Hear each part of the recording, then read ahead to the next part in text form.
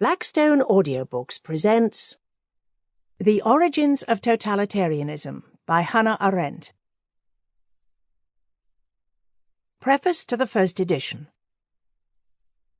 2 world wars in one generation, separated by an uninterrupted chain of local wars and revolutions, followed by no peace treaty for the vanquished and no respite for the victor, have ended in the anticipation of a third world war between the 2 remaining world powers. This moment of anticipation is like the calm that settles after all hopes have died. We no longer hope for an eventual restoration of the old world order with all its traditions, or for the reintegration of the masses of 5 continents who have been thrown into a chaos produced by the violence of wars and revolutions and the growing decay of all that has still been spared.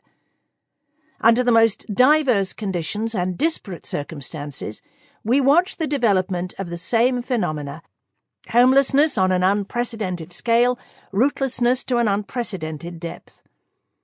Never has our future been more unpredictable. Never have we depended so much on political forces that cannot be trusted to follow the rules of common sense and self-interest, forces that look like sheer insanity if judged by the standards of other centuries.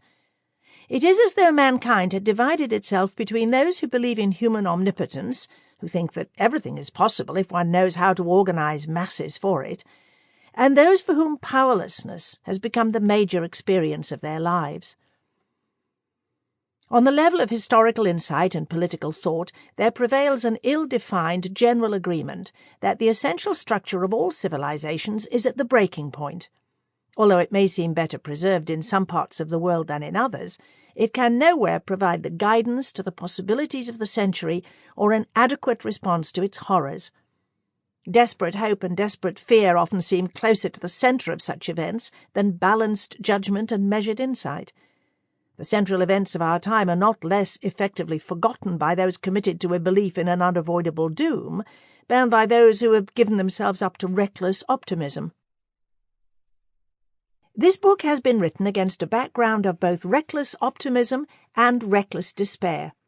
It holds that progress and doom are 2 sides of the same medal, that both are articles of superstition, not of faith. It was written out of the conviction that it should be possible to discover the hidden mechanics by which all traditional elements of our political and spiritual world were dissolved into a conglomeration where everything seems to have lost specific value and has become unrecognizable for human comprehension, unusable for human purpose. Sample complete. Ready to continue?